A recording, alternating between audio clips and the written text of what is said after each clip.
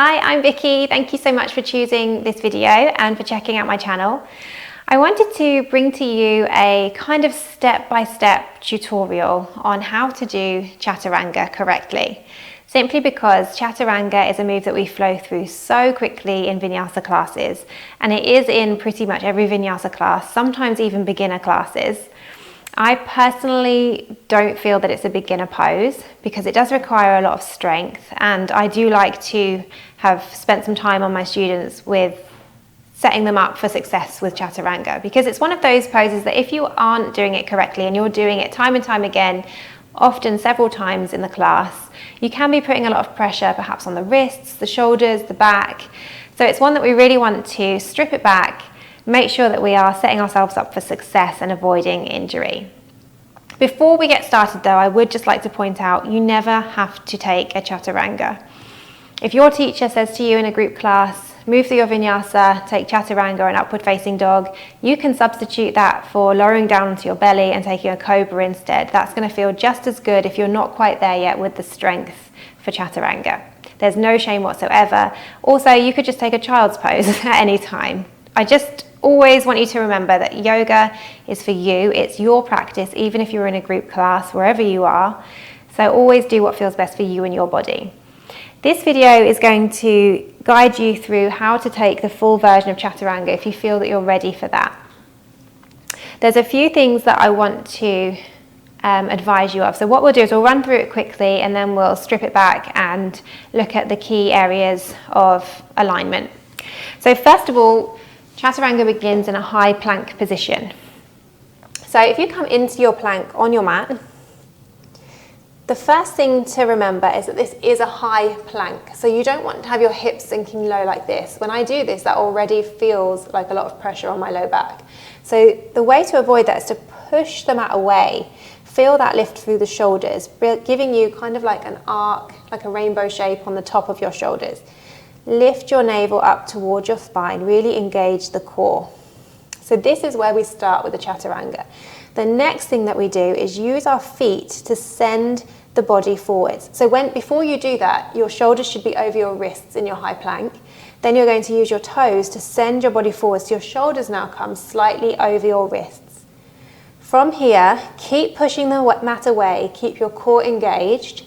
So you're keeping that kind of round through the top of your shoulders as you lower down halfway. Now before you do that, if you just come out of your plank position for a moment, before you lower down halfway, I want to make sure that you get the alignment right with the arms. Sometimes what I often see is people's elbows coming out as they lower down halfway, which is a lot of pressure in the wrists and the shoulders. What you need to be doing is keeping the elbows hugging into the ribs as you lower down halfway. The other thing to bear in mind is that halfway really is halfway. You don't want to get any more than a 90-degree elbow in the elbow. 90-degree elbow in the elbow, a 90-degree angle in the elbow. So, coming back to your high plank, shoulders are over the wrists, core is engaged, push the mat away, nice high plank.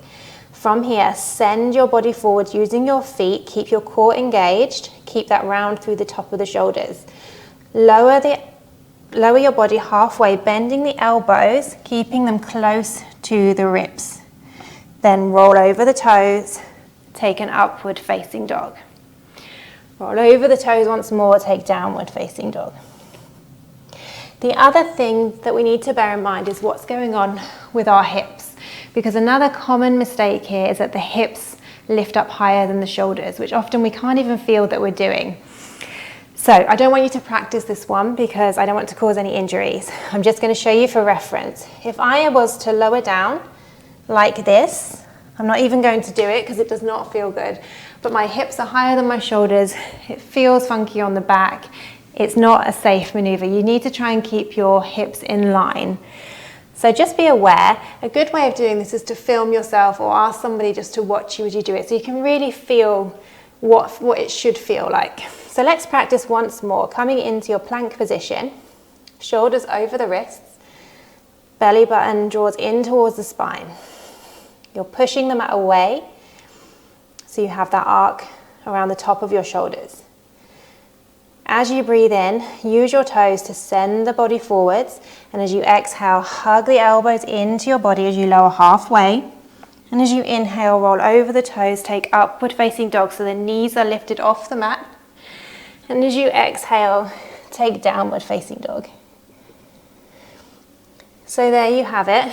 And as you may or may not know, in a vinyasa class we move through that very fast. So I do recommend that you practice that a few times, really get to know how it should feel.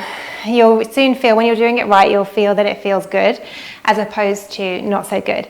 If it's not for you at this time, but perhaps if you don't have the strength just yet, as I said before, no shame at all in avoiding it until you're ready. So I hope that this video helped. Feel free to reach out if you have any questions, or if there's any other poses or movements that you want me to break down for you, I'd be more than happy to create a video. Just reach out and let me know what you have in mind. Thanks so much. Have a great day.